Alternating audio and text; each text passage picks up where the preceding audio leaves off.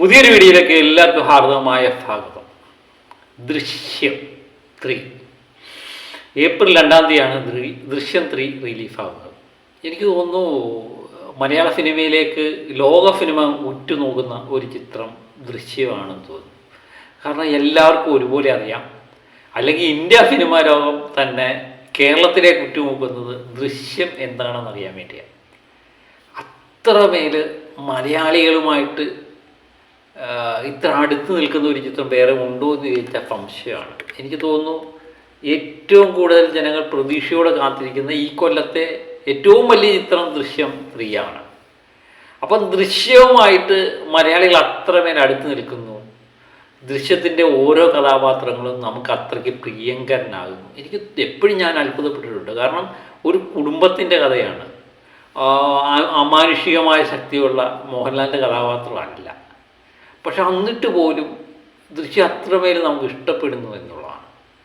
കാരണം ഒരു കുടുംബത്തിൽ നടക്കുന്ന ഏത് കുടുംബത്തിലും ഇങ്ങനെയൊക്കെയുള്ള സംഭവങ്ങൾ നടക്കാം അല്ലേ.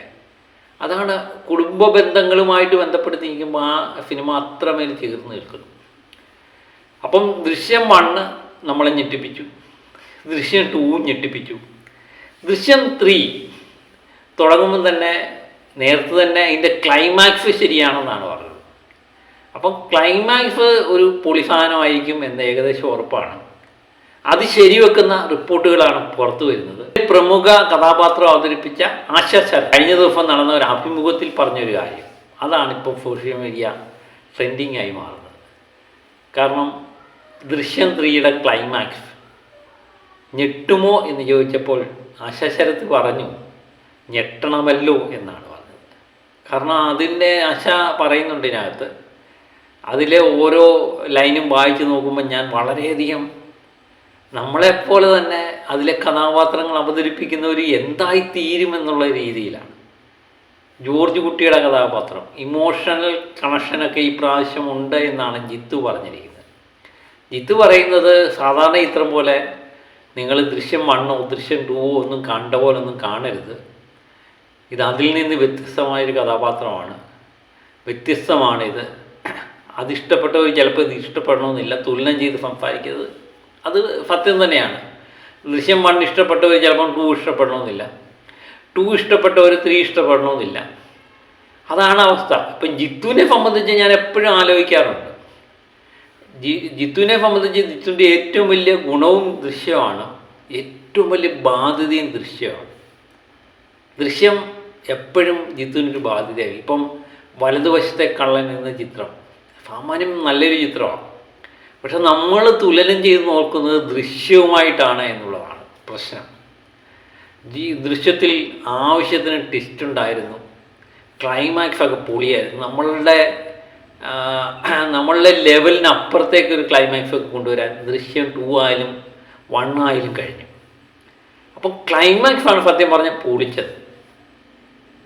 ആ ക്ലൈമാക്സ് ഇപ്പോൾ എത്ര പ്രാവശ്യം നമ്മൾ കണ്ടാലും നമ്മളിപ്പോൾ ഞെട്ടിത്തിരിച്ചിരിക്കും. ആ രീതിയിലുള്ള ക്ലൈമാക്സ്, നമ്മൾ പ്രതീക്ഷിക്കാത്ത ലെവൽ ക്ലൈമാക്സ് ആക്കാൻ ദൃശ്യം 2-നും 1-നും 2-നും കഴിഞ്ഞിട്ടുണ്ട്. അതാണ് ജിത്തുവിൻ്റെ പടങ്ങളെല്ലാം വരുമ്പം ദൃശ്യുവിൻ്റെ ഏറ്റവും വലിയ ബാധ്യതയായിരിക്കുന്നത് ഇത് തന്നെയാണ്. ദൃശ്യവുമായിട്ട് നമ്മൾ തുലനം ചെയ്ത് നോക്കും. അതാണ് ഏറ്റവും വലിയ പ്രശ്നമായിട്ട് വരുന്നത്.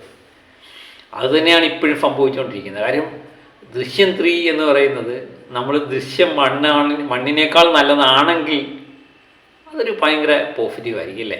പിന്നെ ഒരു രക്ഷയില്ല. അപ്പോൾ ഏപ്രിൽ 2-ാം തീയതിയാണ് എല്ലാവരും ആകാംക്ഷയോടെ കാത്തിരിക്കുന്നത്.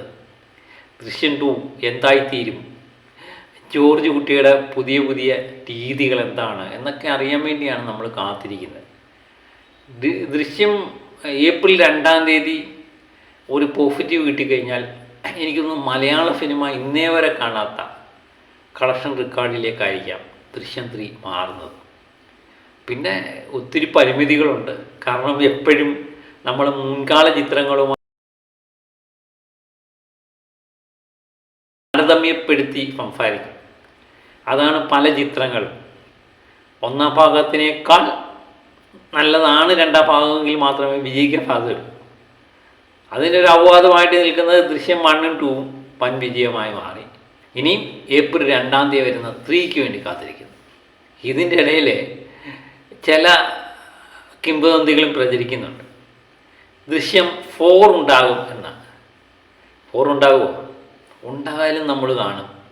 കാരണം ദൃശ്യം 3 വൻ വിജയമായി കഴിഞ്ഞാണ്ടല്ലോ, ദൃശ്യം 4 അവിടം തൊട്ട് തുടങ്ങിയ ജിത്തുവിന് ഒരുപക്ഷെ അത് നിർത്താൻ പറ്റത്തില്ല. കാരണം 4ലേക്ക് പിന്നെ നീക്കമാണ് നടക്കുന്നത്.